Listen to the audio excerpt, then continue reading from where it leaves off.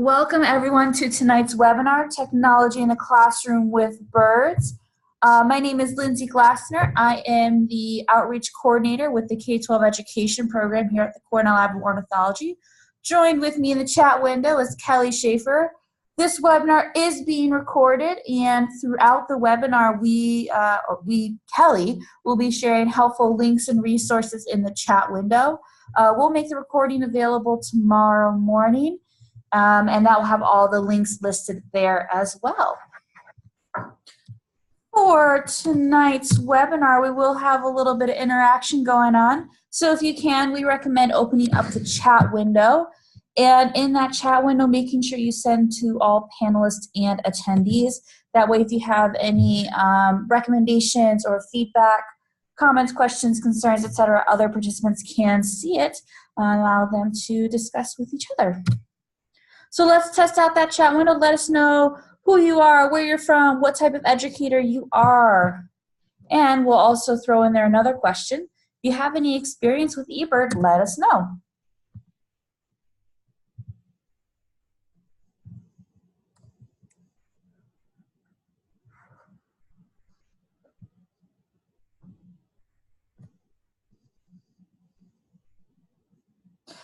Heather, you eBird Weekly. We love to hear that. That's wonderful. I'm guessing then that you were out on a big day this past weekend eBirding. Lois, welcome. Teach first graders. That's good to know. Phyllis, welcome. Your students love eBird. That's great in middle school. Oh, Heather, I'm so sorry you weren't actually able to eBird or participate in Global Big Day. Ned, welcome. Also a regular eBirder.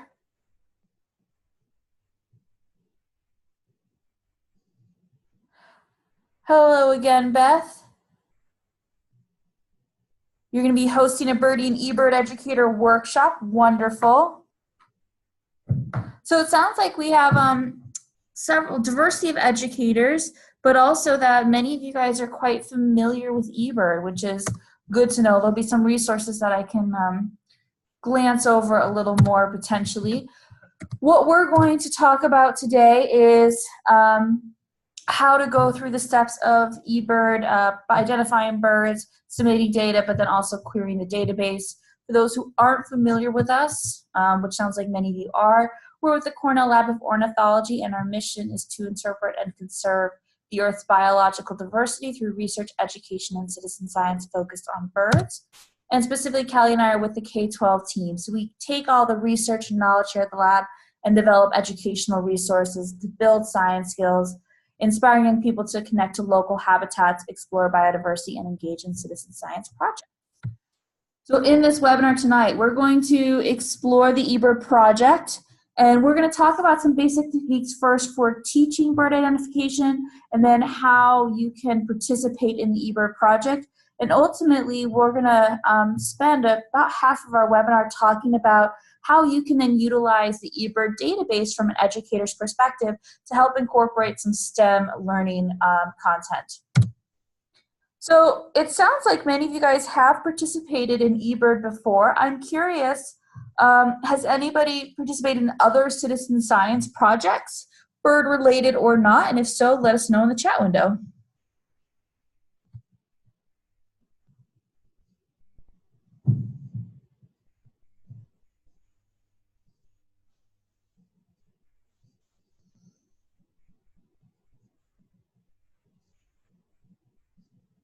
Herp Mapper, Mapper, iNaturalist, Project Feeder Watch, Nest Watch, Christmas Bird Count, Anacostia Watershed Society Cleanup. Ooh, that sounds interesting.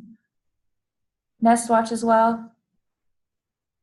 Wonderful. So it's good to see that there is quite a bit of experience from you guys with not only just participating in eBird, but also with citizen science in general. And as you may all be aware, with citizen science, it's not just scientists that go out and collect these observations, but it's people everywhere who are reporting their observations of natural events, and they're using basic scientific protocols.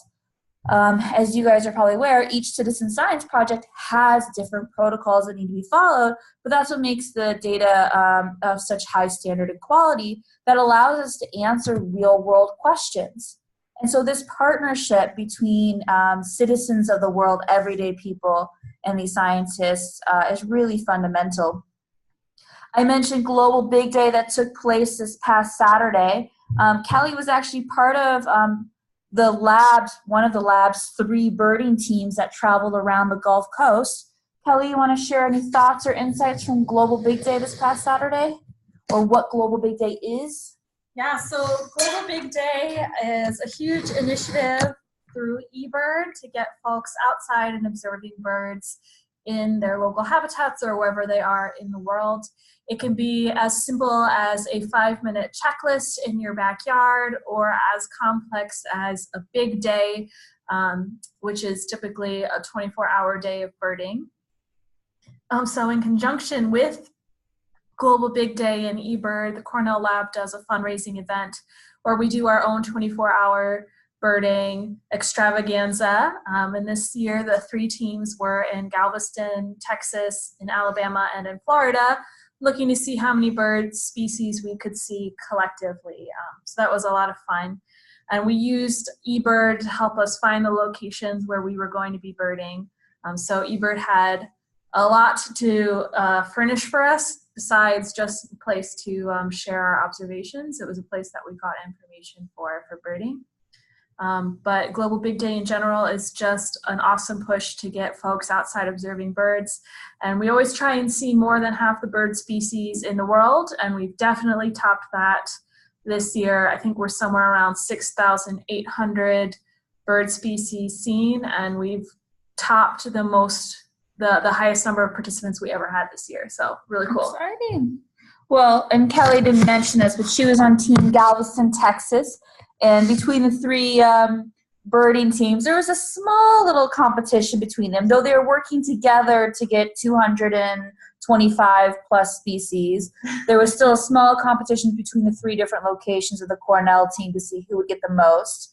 And gentle competition. Gentle competition. And Kelly's team in Galveston, Texas won it out with 193 species in 20 hours. Yes. From 3 a.m. to midnight. So congratulations, Kelly. Thanks. I hope you're still catching up on your sleep. I'm still catching up. And what's actually really cool about the concept of Big Day in general, I'll mention this, is many students themselves, when they hear about this and if they've started to learn about birds, we've had teachers tell us that these students push to have their own big days or big sits, a big sit being a stationary count instead of a traveling one. Where they want to go for as long as possible to try and count as many birds in their local habitat.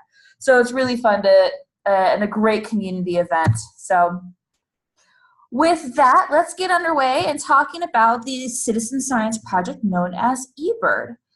eBird, for those who aren't aware, this is the largest citizen science project at the lab, but it's also the largest biodiversity-related citizen science project in the world.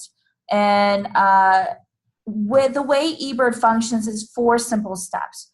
1, being able to identify and observe birds, collecting that data, entering that data online, and then the 4th point is being able to access that data. So anybody, whether they submit eBird data or not, can actually retrieve and view all that, all those observations, all those bird observations available.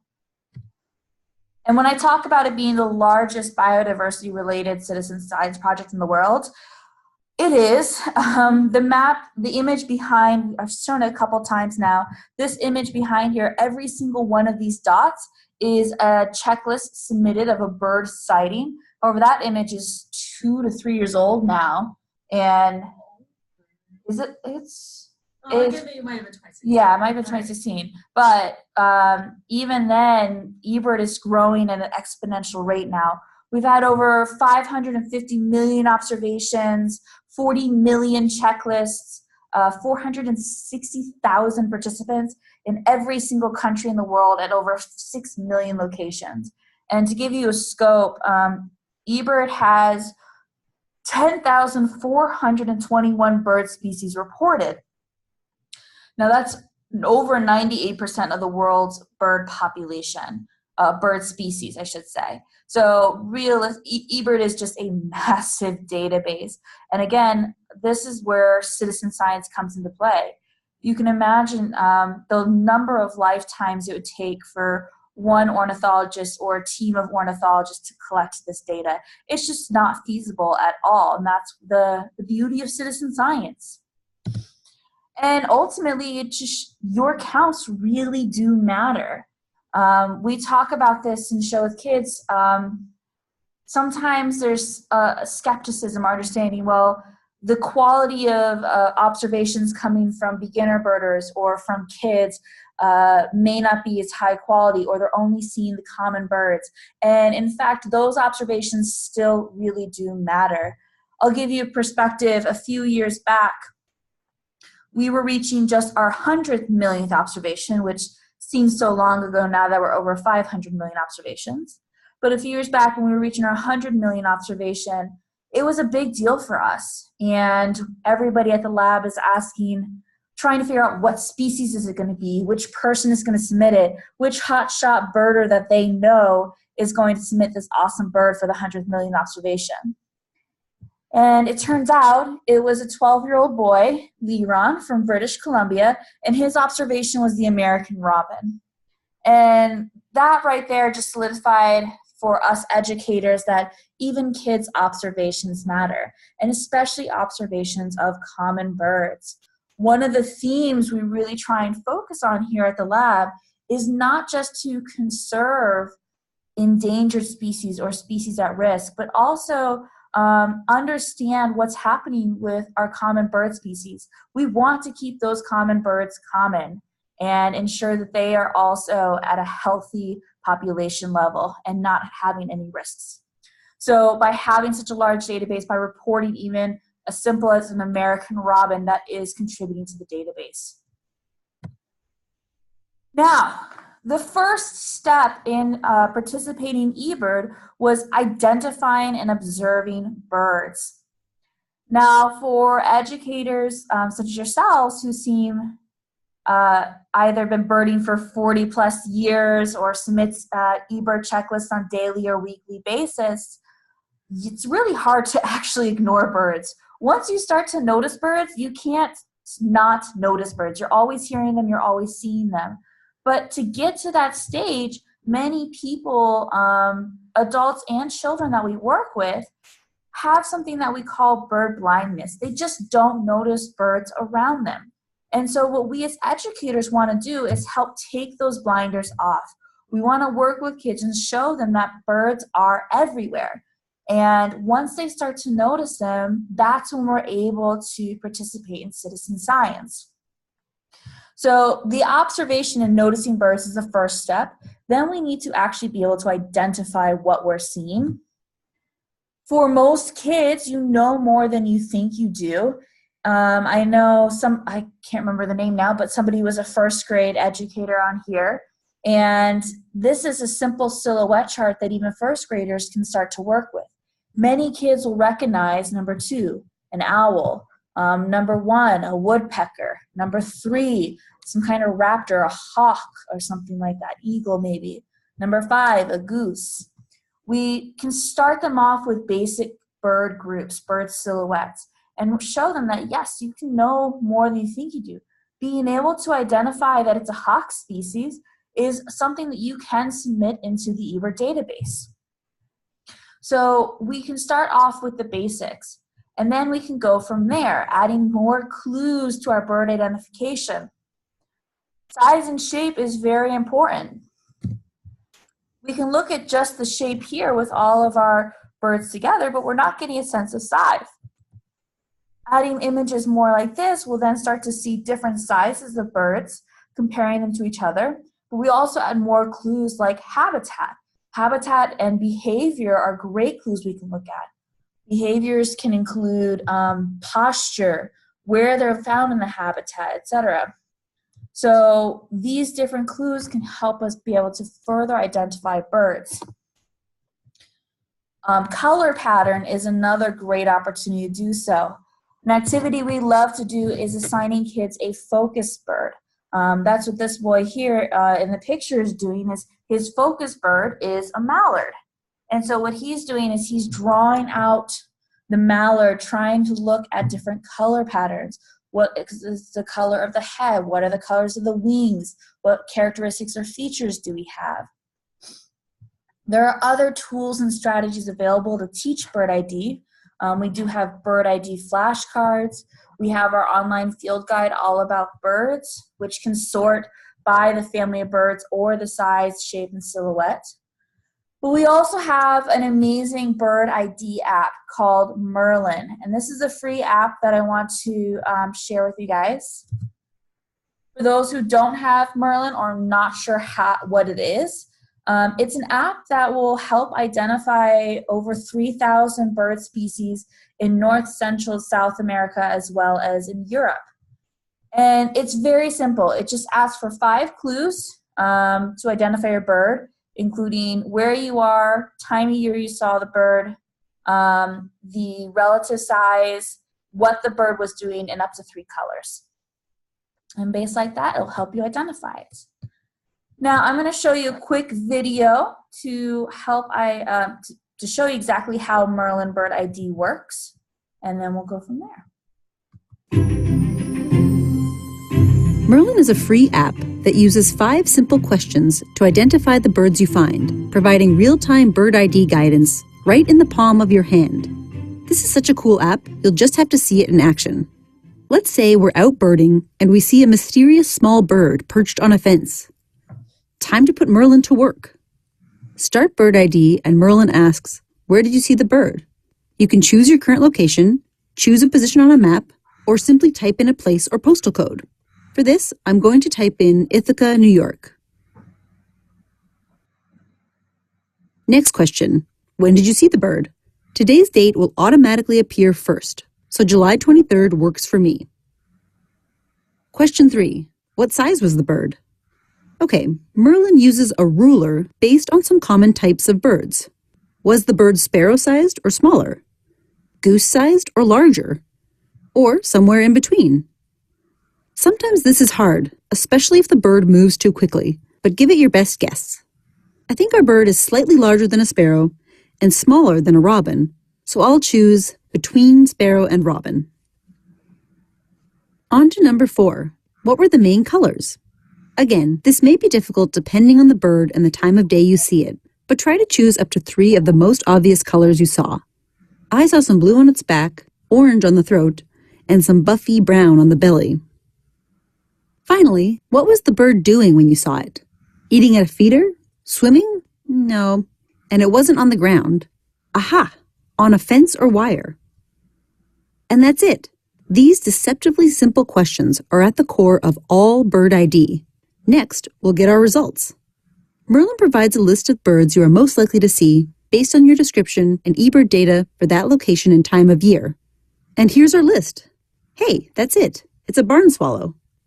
You can check out photos of the species, listen to songs and calls, and browse the rest of the list to see other similar birds. Once you've identified your bird, be sure to help Merlin learn by choosing "This is my bird." If you're able to get a photo of the bird you see, you can also use the incredible Merlin Photo ID feature. Select an image from your phone or snap a new one. Zoom in so the bird fills the frame, then click Next. Confirm the location and the date, and hit Identify. Like magic, Merlin analyzes the photo and gives you a list of most likely species. Yep, that's a barn swallow. Thanks to cutting-edge computer vision technology, Merlin Photo ID is more than 90% accurate for thousands of species of birds. Isn't that amazing? Thanks, Lily. That's Lily who narrated that video, one of our great colleagues. So with the Merlin Bird ID app, this is an amazing app that they say like magic with the photo ID, with the tools. It really is wonderful. Some tools and tricks that I recommend if you're going to be using this with kids. The spots that get hung up the most are around size and color. So if you see a bird and results come up and it either doesn't have results or none of the results are matching what you're seeing, try altering the size up or down, larger or smaller, or try and really look at the colors. Was the bird in really, really dark shade or bright light that may have altered the colors that you were looking at? And that's just a quick troubleshooting thing that you can do when trying to look at the bird IDs. Once you're able to actually identify the birds by name, either using apps, looking at field guides, etc., that's the next step where you can actually participate in the eBird database. I want to take a moment here to talk about two things. The first thing is bird identification. We just breezed through that very quickly. However, our team has been working around the clock for the last 6-7 months or so on a whole new suite of curricula around bird identification in eBird. This suite coming to the internet and whatnot soon is going to be called eBird Explorers, and it's going to be a set of 4 different curricula for different grade bands, K2, 3, 5, 6, 8, and 9, 12. Each curricula will have its own specialized components for each grade band. For example, Kelly was working on the K2 curricula, and that's really focused on building literacy and having kids connect through reading trade books while also learning about birds through trade books like Crow Not Crow and On Bird Hill. I was focusing more on the 3-5 curricula, which is addressing a lot of the NGSS standards and having kids explore their schoolyard birds. The middle school is going to be focusing more on biodiversity. The high school is focusing on data analysis and changes in habitat and how that can impact bird trend and populations, etc. So we have these curricula coming out, and those curricula will address and provide some great activities on how to identify birds.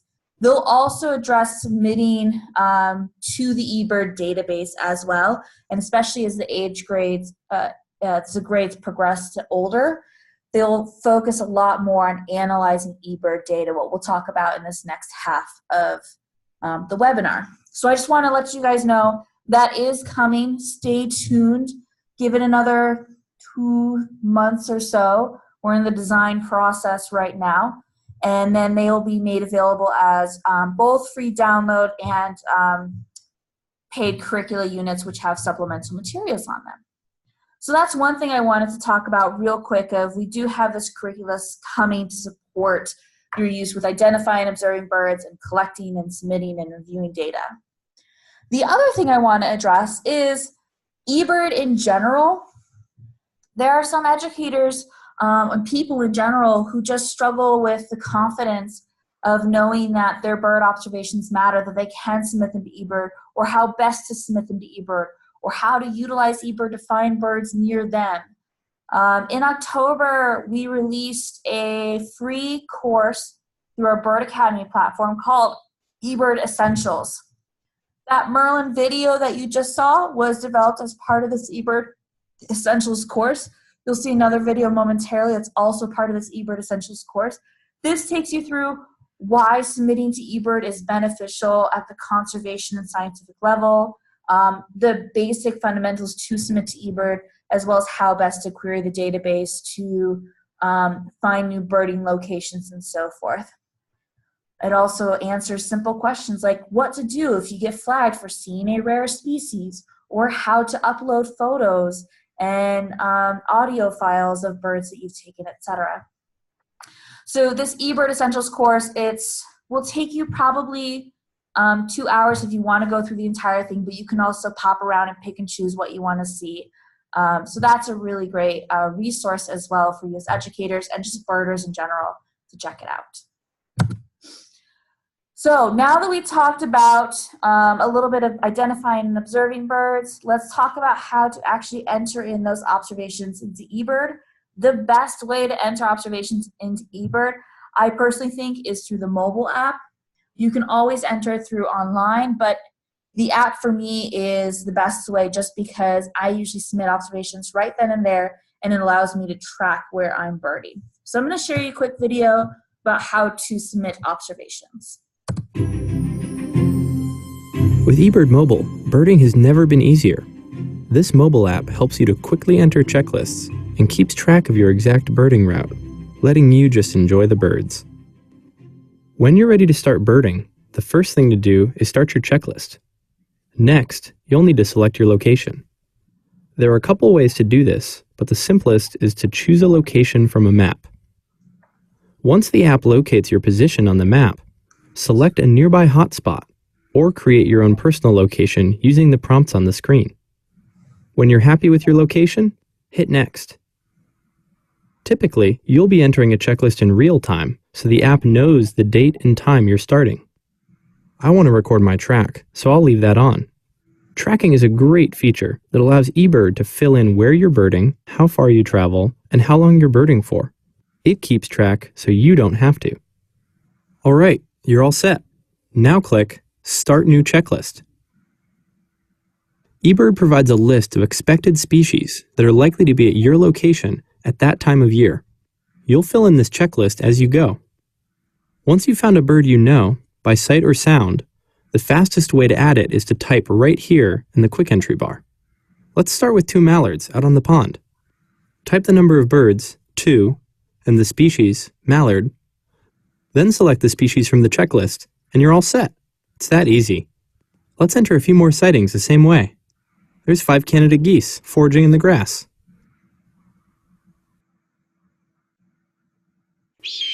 Sounds like there's a red-tailed hawk calling nearby.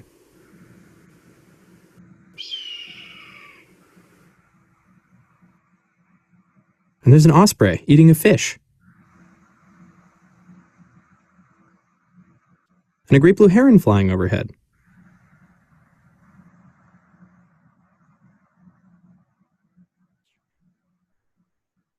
You can see all the birds you've already tallied by switching to the checked view.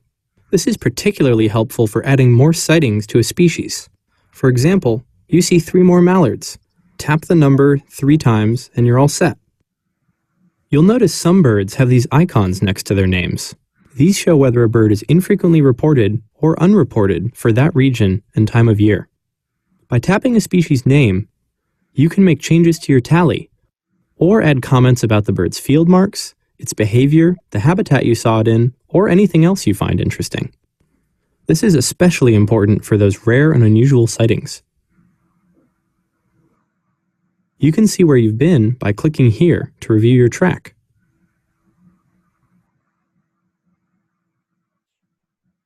When you're finished birding, tap Review and Submit. If you have an active track, eBird will ask you if you're done birding. Tap Stop Track to confirm. Before you can submit, eBird asks if you're submitting a complete checklist of the birds you were able to identify. Complete checklists are eBird's way of knowing you've identified and reported all of the birds you saw or heard to the best of your ability. It's not possible to detect every single bird. Nobody can do that. As long as you've listed all of the species you could identify, then check Yes. Next is info about your birding outing. This is what makes eBird tracking great. Tracking has already defined your checklist type based on whether you were moving or stationary. Tracking also fills in the duration and distance traveled. You can change your checklist type and edit the other fields if you need to. You can also enter comments about your birding experience.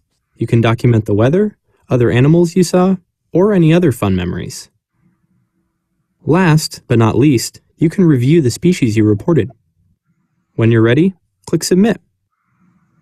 Congratulations, you're an eBirder. You're now part of the largest birding community in the world. So I'm curious, for those who are birders, how many of you guys are actually using the mobile app versus the website?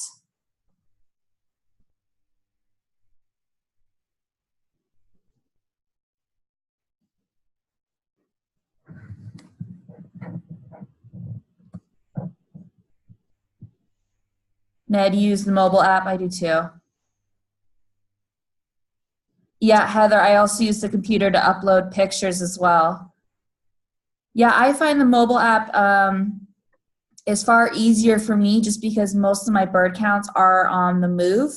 And so the tracking feature has always been personal favorite of mine. Now, both with the eBird mobile app, with the Merlin app, if you have one-to-one technology or something like that, I recommend uploading these apps onto the iPads or tablets that you use if it's allowed within your school or educational site, just because that's something that's easy enough to go through this process. But then at the same time, too, if you don't have the technology, the Merlin app, I will say, that is an app right now, but that technology is being put into the website, which should come out by the end of June. So you can still go through the Merlin process on the website, and you can always use the eBird website as well. And Heather, I did want to let you know that we saw your other question, and it might be a bit of an involved answer, so we'll get to it at the end. Okay, perfect. Thanks, Kelly. So with this process of identifying and observing birds, collecting the data, entering this data online or through the app, we then have the opportunity to access and retrieve all of this data. Like I said, your students don't have to submit data. You can just look at the data online too. So for this, I'm going to live share my screen, and we're going to explore the eBird database together.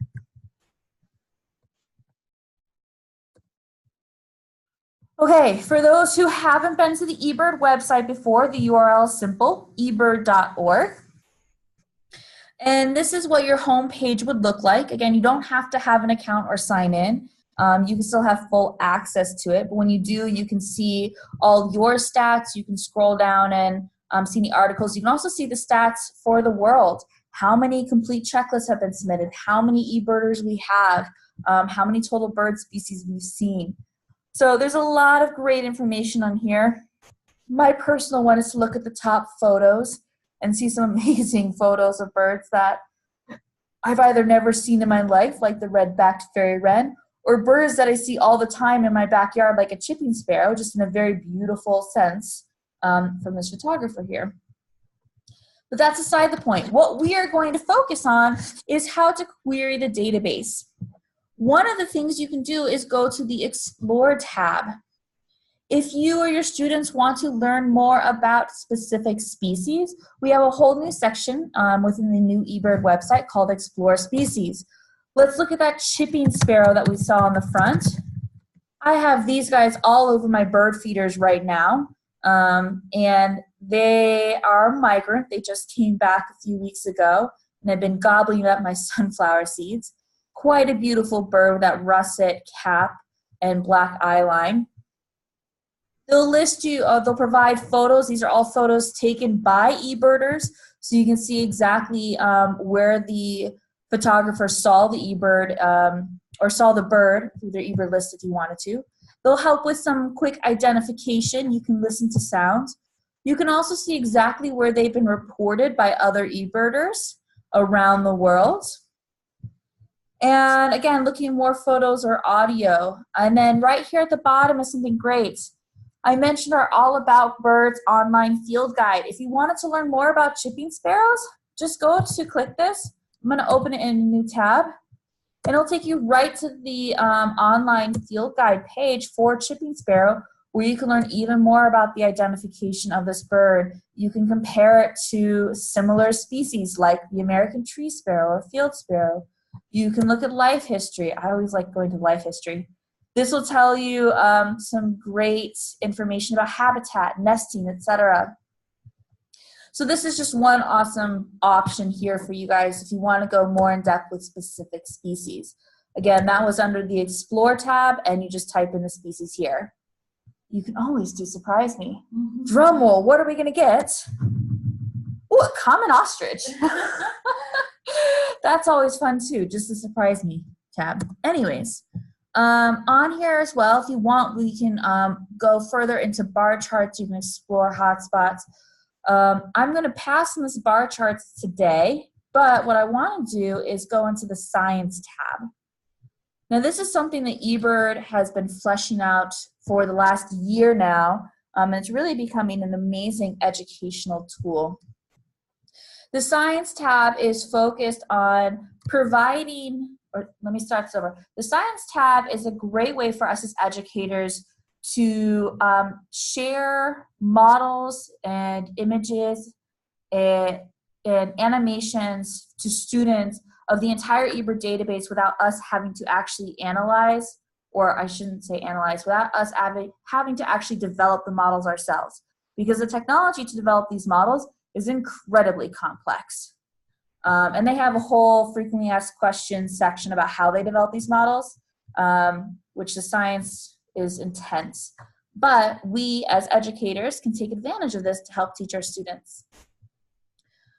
Now in this science tab, there are many things that they talk about. The one we're going to focus on is status and trends.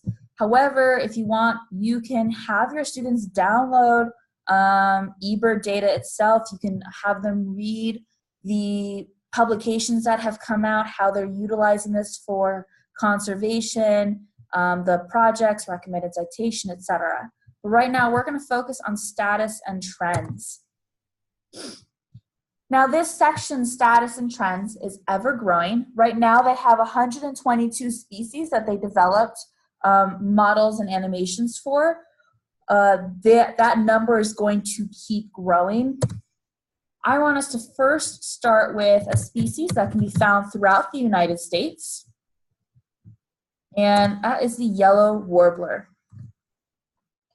As you can imagine, with such a massive database and with some of the images you're seeing on your screen right now, content can be addressed from kindergarten all the way through high school and beyond. So we're going to start with something very basic that even at the elementary level we can teach, and that is migration.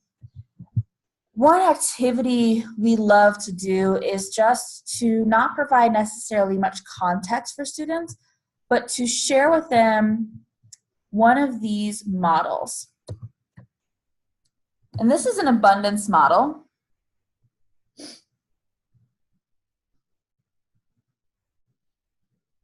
But just looking at something like this, we can share with students without much context and ask, what are we looking at?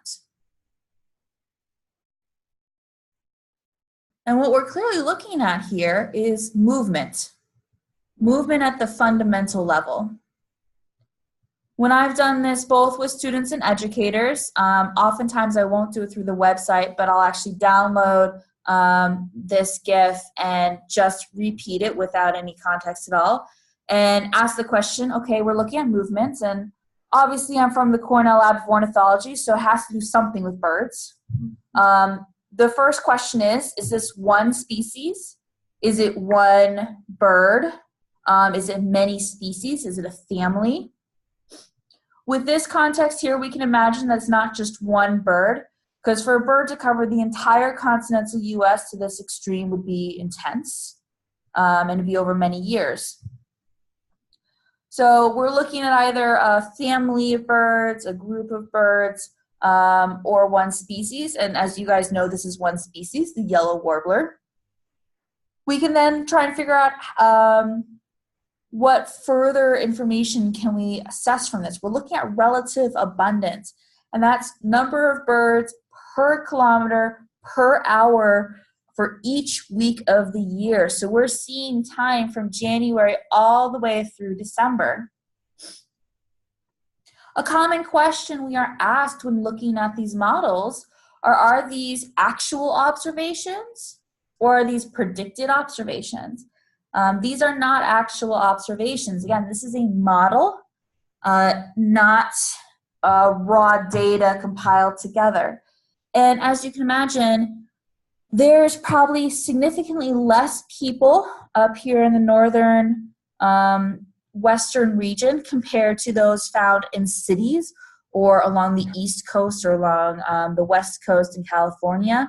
And so we have to, as scientists, we have to accommodate for certain areas that may not have as much data coming in. We also have to better understand how we can predict where birds will come. So that's where researchers here at eBird at the lab, they have developed these abundance models that will take actual observations, understand the conditions that those observations were made, conditions including effort, climate, habitat and terrain, topography, and they take all that information, plug it into a supercomputer, and then develop these models on this large scale. So we go through all this step here. So Heather's noticing that some of the birds are kind of skipping some of the middle parts of Mexico, particularly when they migrate down. Some of that can have to do with flyways and conditions. So a lot of birds will choose to migrate along the coast, just more favorable winds. It could also have to do with topography in that area. So if there are mountains or something, unfortunately my Mexico geography is really, really bad. But it doesn't so much have to do with there not being eBirders there, because if you look at this map, you see kind of a darkish gray in the background and a lightish gray like up north. And so this light gray areas are where we don't have data. The dark gray areas are where there is data. So you'll notice that when they come back down and they're skipping that center part, there is data there. And what these models do very well is they extrapolate what we know from well-birded areas and make predictions for areas that aren't birded as well. That's one of the reasons these are models, because they work a lot with all of these awesome algorithms that help us make predictions and control for effort. That's one of the reasons that Lindsay was mentioning your eBird data collects all that effort information. Mm-hmm. Yeah, so we can definitely see between the modeled area versus areas where we don't have data involved, there is a hard stop line. And so that right there tells us there are certain locations where we do need to have more birders go out and bird in that area so we can better predict the location. But for the most part, this is the middle part of Mexico. When they're coming back down, there is data available, and we're seeing that the birds simply aren't there. So that's what Kelly was saying is likely topography, type of habitat. And it's also week by week too. And depending on the migratory pattern of these yellow warblers, it's something where they might not stop over there at all. And they might be flying in a different flyway path so that they're not being seen there. Right, and we don't really know for the no prediction areas what factor it is that means there's no prediction. It could be not good enough land cover use data or satellite imagery or something along those lines, or it could be eBirders. Yep. Yeah. That's a great question, Heather. Super good. So this right here is something great that at any age group we can really start talking about migration, the movement, and bring up the topics of why are birds even moving at all? Why aren't they staying here year-round? And we can compare them to other species that we can find throughout the United States. I'm going to jump over to another species here, the American crow. And the American crow is something where we would expect to find throughout most of the United States. And many of us consider the American crow a resident species, a bird that stays with us year-round. So let's check out their abundance model.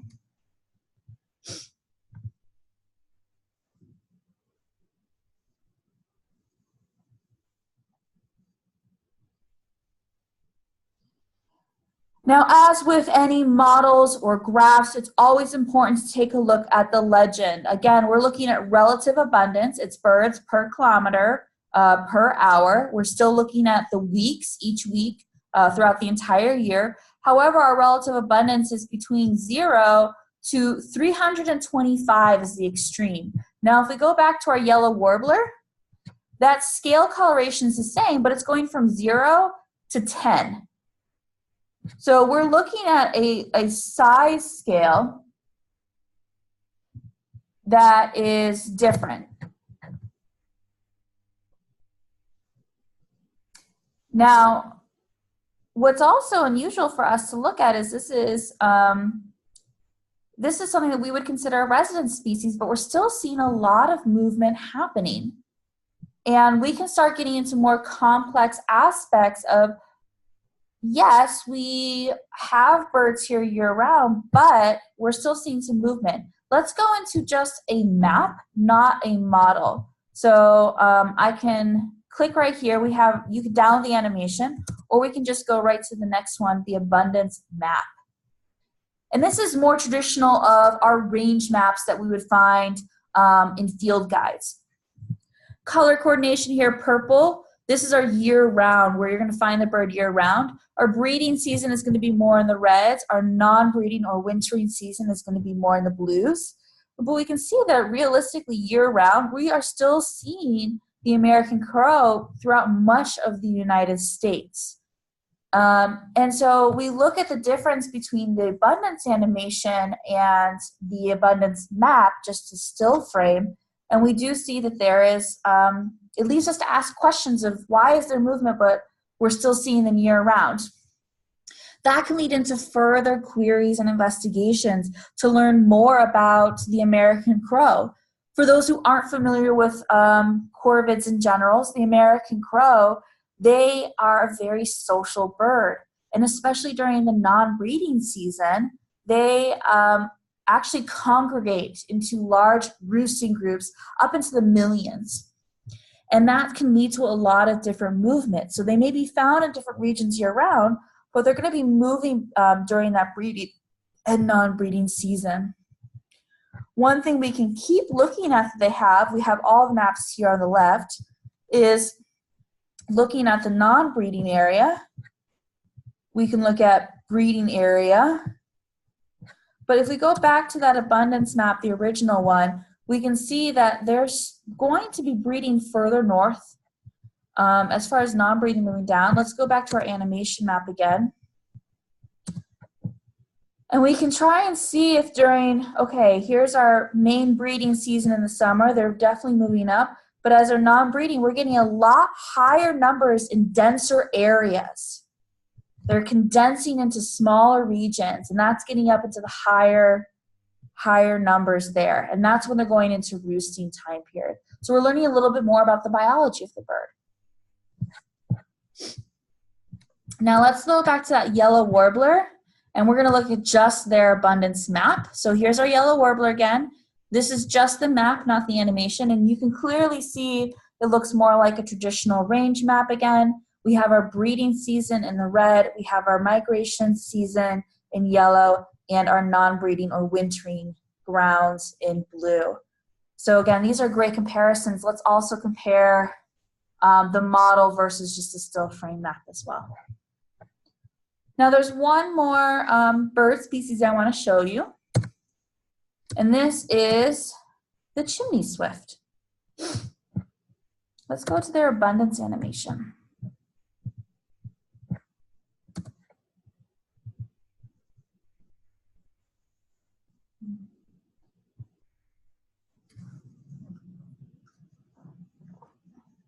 Now again, just like we did with the crow and yellow warbler, let's look at our scale, the relative abundance.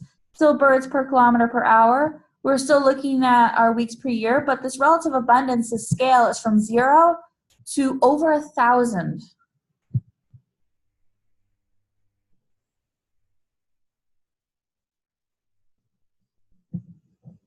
And we look at this and let's start thinking about trends that we are seeing. Seeing we're coming up somewhere from South America, and we'll pause it right here. This is the week of June 13th. And we're starting to see some highlights. There seems to be concentrated splotches scattered throughout North America. And for anybody who knows there's geography, we're looking at Houston and Dallas and Kansas City and Chicago. We're looking at major cities. And this again talks about the biology of the chimney swift. These birds are roosting and are being drawn to urban areas that have chimneys, locations that they would commonly roost and nest in. And as we continue on, concentrations get even higher, those cities become even darker. And this is where we start to look at they're concentrating in urban areas. We can look at this even further we have our chimney swift here. If we go back real quick to our main one, we can again see the abundance map. This is traditional, and you'll still see the cities highlight. Dallas really does stand out quite a bit. But we can also look at what is a habitat association regional chart. This is something new that eBird has developed. So we want to take a look. And you can sort this based off of conservation regions or states. We're in New York State, so let's start with that one. Our dark line is the scale abundance. And then all of the colors are different habitat types. And what this chart is showing is the association, positive or negative, that the chimney swift has between different habitats. So we're now getting on an even a more advanced scale into the middle and high school of how we can query the eBird database. So what we can look at is seeing the time of year and see what chimney swift habitat chimney swifts are preferring. So for the selected week of May 24th, we're seeing that chimney swifts are preferring urban and built-up habitats as well as croplands of New York. They are having a negative association or avoiding such habitats like open shrublands, barren lands, the shallow ocean, or mixed forest. And this starts to change as the year progresses as well. Still, the urban and built-up habitat is quite popular, but later on in that season, they seem to also be going towards deciduous broadleaf forests, less so the croplands. So this is something that we can start querying. If we want, New York is on the northern end of the chimney swift populations. So let's go more towards the southern end. We saw Texas was a big one there, so let's look at Texas.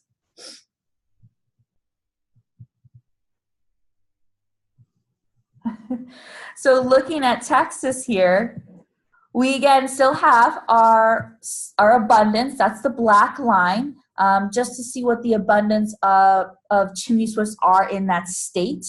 But we then also have the habitat association. So right in the beginning, as birds are just coming into Texas, we see that they're having a positive association. They are preferring woody savannas on top of course, urban and built-up habitats. And again, at the end, we still see woody savannas. One of the questions people may ask is, why do we not see woody savannas in the New York chart? That's because that habitat isn't present in New York.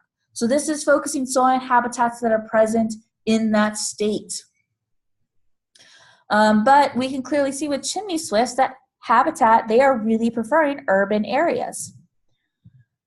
That makes sense based on their biology. I'm curious, let's see what the American crow is. These are more generalist birds. So let's look at, we're gonna go look at, let's say, eeny, meeny, miny, moe. Let's go with Montana. No, we're not doing Montana. Let's go Florida. So here's Florida. Very prevalent with woody savannas throughout. We're also seeing some mixed forests, some grasslands, but there's not too many prevalent negative associations. That's because this American crow is really a generalist. We can also look at other more northern states that also have American crow, but again, have different habitats. So in Maine, we're looking at croplands, but the crows really are not preferring deciduous broadleaf forests, and they're not preferring mixed forest either. So this is just another great tool that we can start to query the database. I'm going to go back to our Science tab right here in the beginning. How we got to that, again, just a reminder for everybody, we went through statuses and trends and we searched birds that way. You can also just enter your species name right here if you're interested in that. There's only 122 species right now, but that list is growing. The other feature I want to just let people know about is Bird Viz. This is a brand new tool that's constantly being built and developed. So you can read about it on here. but it's a live model comparison. And you can, if you want to, compare more specific regions to each other. They have a limited number of birds that you can do this with, but I'm going to demonstrate this with a wood thrush for you guys right now. So what we want, we've been looking at New York, so let's zoom into New York for us. And here in New York, there's the lovely Ithaca. And what I'm going to do is I'm going to draw a boundary. I'm just going to draw a boundary around the very tip end of our lake. And I'm also going to zoom out, and I'm going to compare to another location. Let's go down south a little to Florida. Okay, let's look at Tallahassee, and I'm going to draw a boundary around Tallahassee. Now what I've done is I've drawn two areas. It can tell me the areas, the extent. We can do a comparison chart of the abundance of the wood thrush throughout the year, but let's look at habitat. And again, these are very similar to the habitat charts that we were just looking at for different species, but we can compare the different habitats. So area 1 was Ithaca, and area 2 is Tallahassee, and we can see the wood thrushes in Ithaca have a very strong preference for deciduous broadleaf habitat, whereas in area 2, there's a preference for mixed forest, for closed shrubland, deciduous broadleaf, but they have a bunch of different diversity of habitats, more diversity of habitats in Tallahassee. It looks like the wood thrush really does not like croplands, which, Kelly, does that surprise you? You studied thrushes. Yeah, they're not big fans of croplands. Yeah, they're not big fans of croplands, and so that right there is a reaffirmation for us. But this is just another simple tool if you want to get more in depth of comparing different habitats. Again, this gets more into the advanced level of middle and high school, but I wanted to show this resource available to you guys as well. Okay, we are almost done. I just wanted to put all this information in your head. Again, we are coming out with the new eBird curricula around bird identification and utilizing the eBird database both to submit observations as well as to query the database. It's going to be grade specific, so there's going to be a K2, a 3.5, a 6.8, a 9.12. Stay tuned for that. That's going to come out in the next couple months. And for now, what I recommend is, as the school year comes to an end, query that eBird database, keep getting kids outside. I recommend taking the eBird Essentials course just to fine-tune your eBirding. You're going to learn something you didn't know already. And if you don't know anything at all, you're definitely going to learn some stuff. But aside from that, that's it for the webinars, and this is it for our webinar season for the school year. I just want to thank you guys for joining us tonight. If you need a letter of completion, please email us, k12lab@cornell.edu, and we'll type that in the chat window. If you have any questions, let us know. We will announce next school year's webinar schedule in the coming weeks, so stay tuned for that as well. And I think we had that question from Heather. Oh, the question from Heather, yes. So Heather, I'm having trouble. Yeah, I will pull up this. Here, I have the question here. Perfect. So the question, you've asked lots of birders and eBirders this question and don't know how to answer. Your dad and you were traveling. Option is you bird by car. He can't get in and out. You stop, bird, and drive to the next location. Your dad cannot learn how to use eBird, but you drive. So the question, what do you do if you see things as you're driving? Do you A, mark down the birds as we get to the next stop, even though you didn't see them there? Or B, forget about those birds because those birds won't be recorded at the correct spot? Yes. B. Well, I mean, it depends a little bit on how far you're going. Like if you're birding within a wildlife refuge and you're doing different hotspots in that refuge, but if they're closer than, is it 2 kilometers together, you can keep one list going for that. Another thing you could do is eBird has a really great like mark the spot on a map. So you could, if you're in eBird mobile, you get to your next location, you can start a new checklist and select the choose my spot from the map, and then find roughly where you think it was on the map between the two locations that you just traveled between, and mark that spot and log it as an incidental. Yeah, so that's really what it is. When you're talking about driving, are you slowly cruising with the windows down on a wildlife drive, or are you actually driving? If you are actually driving, you're going to want to do what Kelly says, mark that spot, incidental that bird, and not count that as a complete checklist with your other birds.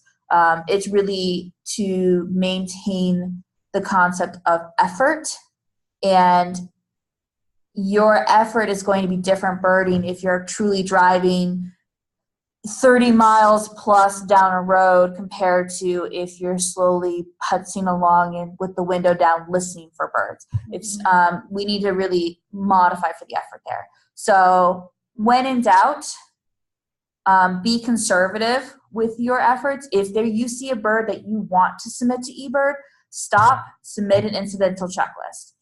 Yeah, Lindsay and I have been known on more than one occasion to pull over on the side of the road so we could incidental bird. Yeah. But if it's a bird that you see that you don't feel strongly need to bird, then get to your location. You're not going to include that bird in your checklist at all. You're gonna just start birding from the minute you actually start your checklist. I hope that answers your question, Heather, and let us know if you have any others. Luna, all you need to do is when you get off of your phone, just reply to the email that had this webinar URL, and just reply to that saying you'd like a certificate. That way we'll get an email response so we can send it to you.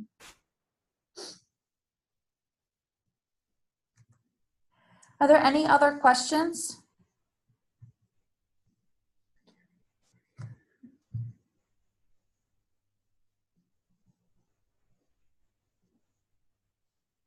Well, thank you guys so much. And feel free to take the eBird Essentials course. Heather, the content, the question that you asked is covered in the eBird Essentials course. What is the difference between a traveling versus an incidental, when to start and stop your checklist, how to choose traveling versus an incidental. I meant traveling versus stationary, when to use an incidental versus when to use a complete checklist, when to start and stop your checklists. All that information is covered in the eBird Essentials course.